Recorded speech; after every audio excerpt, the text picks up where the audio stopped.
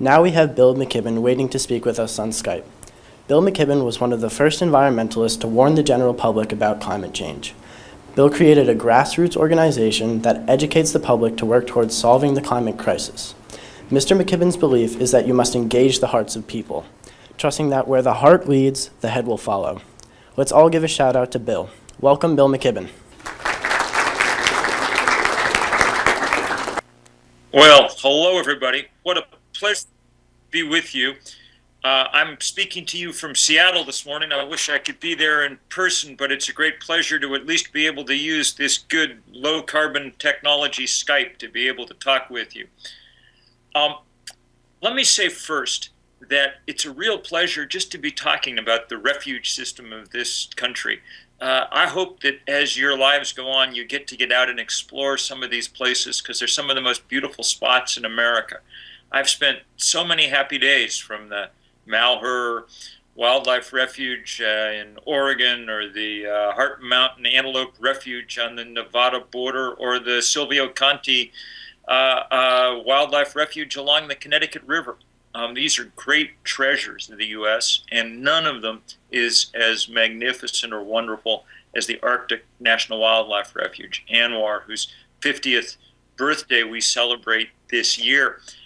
For 50 years, it's been a steady fight to keep that place a refuge. You would think that having made it a wildlife refuge, we would then do everything we could to protect it. But instead, for 50 years, it's been a constant battle to keep it from being broken into, turned upside down in the search of more oil. And that's what I'm going to talk about today.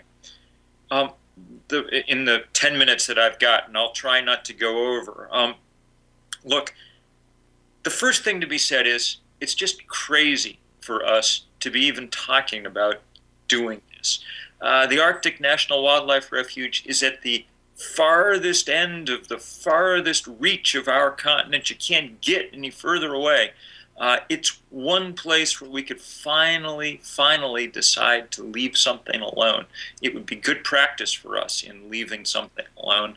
And this is the obvious choice. It's really, in certain ways, our last chance because it's the last place we got to on this continent. But, and here's what I want to talk about today. It's not just for its own sake that we need to keep it intact. It's also really important to understand just how dangerous the stuff beneath that, all that tundra is. And that's that petroleum, that oil, those hydrocarbons are down there. There's nothing more dangerous on Earth than carbon dioxide at this point. Every bit of oil and coal that we burn pours carbon into the atmosphere, and that carbon is already changing the temperature of the planet and changing it dramatically.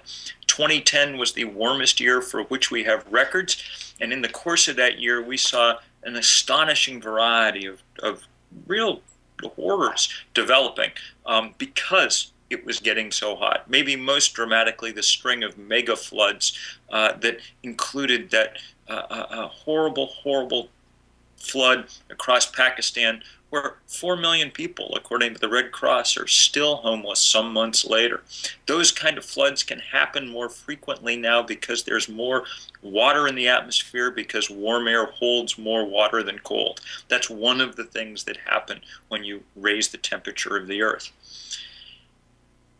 Maybe our biggest job right now as human beings is to try and keep in the ground the carbon that's still there, to try to keep the oil and the coal beneath the ground where it can't do us any harm, instead of letting it be burned and out into the atmosphere. But we're doing a terrible job with that. We're thinking about taking the oil out from under ANWR. Just last week, President Obama's Interior Secretary opened a huge chunk of Wyoming to coal mining. And the estimate is that there's enough coal there that it's the equivalent of opening 300 big coal-fired power plants and running them for a year. That's how much carbon it'll pour into the atmosphere. Those are very discouraging developments. Discouraging because they'll lead to this scourge of global warming spreading further and faster.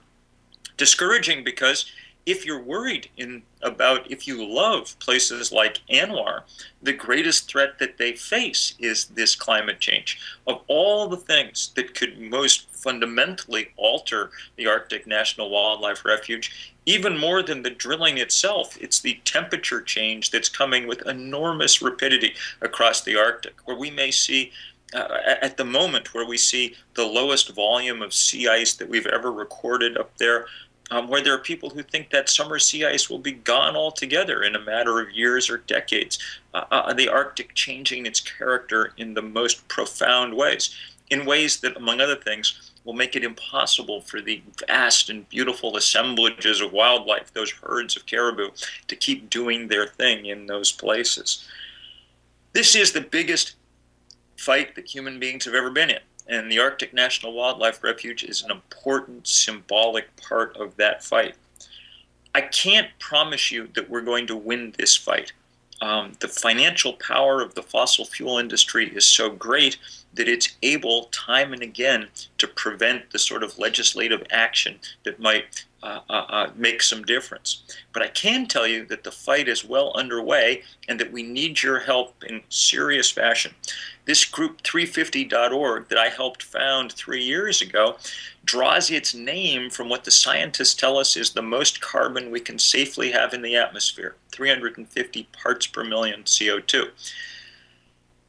Right now, in Connecticut and in Alaska and in every place else in the world, the atmosphere is about 390 parts per million CO2. It's already much too high. That's why the Arctic is melting. That's why Pakistan and other places are seeing these floods. That's why we're in such trouble, and it's why we have to act so fast.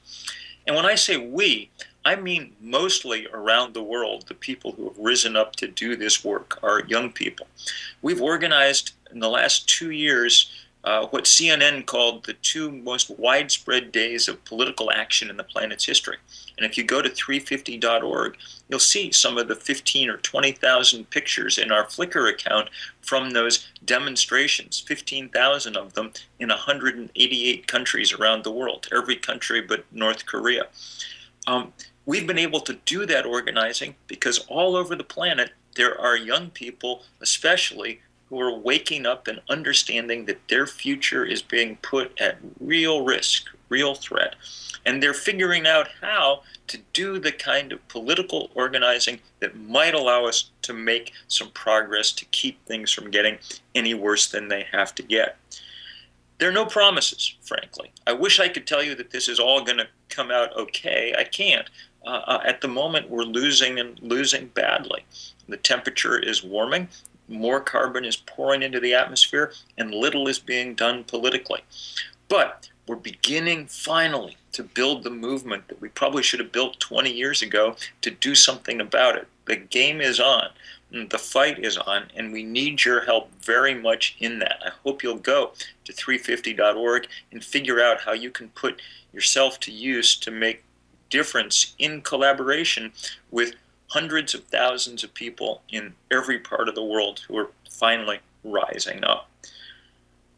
I have more reason, in a sense, for hope than most people, I think.